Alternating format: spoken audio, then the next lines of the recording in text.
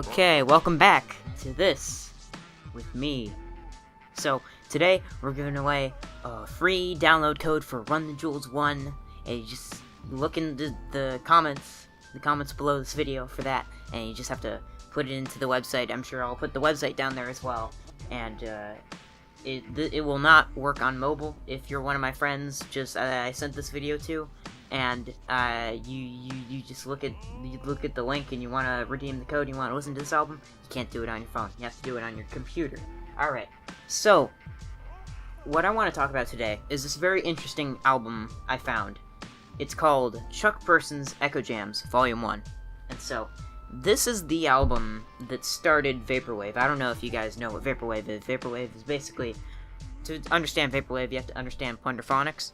Plunderphonics is basically the genre of music. It's not as much a genre as more like a method of making music. Like, you can make completely different sounding plunderphonic music. It builds its music from other people's stuff, so it takes samples. It's very sample based, and Vaporwave is basically plunderphonics, except it pretty much exclusively draws from really old 80s songs, commercials, that kind of stuff, old 80s pop tunes.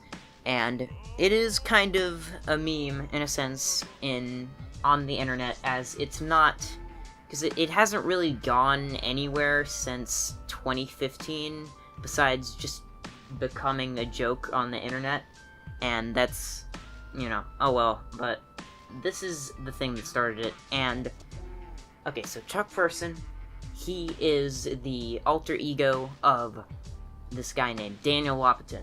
Daniel Lopatin is best known for his work under the name 1-0-Tricks Point Never, where he's been making for this entire decade a whole lot of really great ambient electronic experimental music.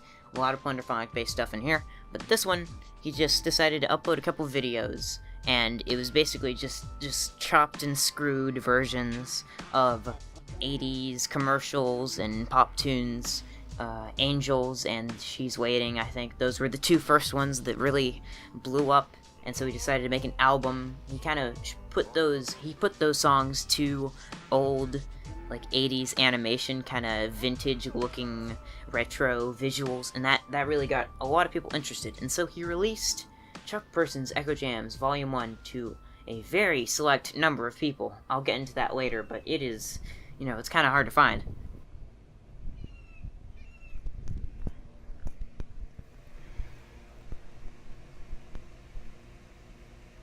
And so, this album, it's fundamentally different from a lot of music we listen to today. It's not aiming to please the ears. It's kind of, it's very repetitive, and if you're not expecting what this album is going to do, then you may not like it. And that's really the fact of the matter. It's ambient music, and it doesn't really go anywhere. It basically, this album can be summed up as, it's a bunch of 80s tunes, but it's really heavily edited to make it into this hypnotic kind of just journey through the depths of nostalgia. And it's very interesting, because in its production, in the kind of way that it edits the looping and the repetitiveness and the effects he puts over it, it creates like a message. It creates a message about nostalgia, and it kind of comments on how people are so obsessed with the past, and I just think that's pretty neat. Yeah, that's really the album. It's 19 tracks, and it's 53 minutes long. Really, this did start Vaporwave, because after this, a lot of people just went in, they were like, oh yeah, I want to make something like this. So they just took a bunch of 80 songs and they slowed them down and looped some parts, which, that's kind of the reason why Vaporwave didn't go anywhere. It just kind of ended up being very low effort, and not a lot of good albums came out of it. One of the interesting things about this album is how it was released. It wasn't available on digital or streaming, because this was 2010, so streaming was not very big at the time. It was mostly iTunes. That's how you got your music back in 2010. But even then, it wasn't released on any digital. It was extremely hard to find for people. Like, you had to look for this album. And it was released on limited edition cassettes. Yeah, that's right, cassettes in 2010. and it was like, I think, I really do not know the original amount, but I know it was limited edition. It was on this website, the Cultural Club or something like that. It's like yeah, I don't know, but it is the price of these cassettes online today. They exceed hundreds of dollars. They are so expensive and so hard to find. And for years, there wasn't like a good mastering of it on digital that you could just download from the internet and listen to until, and this is how I got mine. It's the Asterite edition, I believe that's what it's called.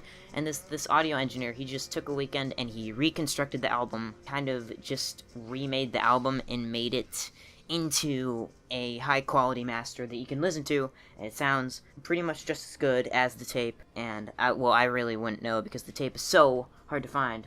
I would really like to get my hands on that tape. However, I know that it's either gonna take me spending a lot of time figuring out the locations of it, or me spending a lot of money, and I don't think it's worth it. And so, after this, I looked at some more Oneohtrix Point Never releases, Daniel Wapiton releases, and I got Replica from Parkette CDs on CD for $10. Pretty good deal. I don't know if they have any more there, and it really is impressive. It's a lot like this album, but it's more enveloping. It gives the songs on here, it's more all over the place, and it creates these soundscapes. The songs in here are so easy to get lost in. It's so good. I love it. And thank you for watching. Check out the Run to Jewels download code in the comments below. You can redeem that. And yeah, see you next week.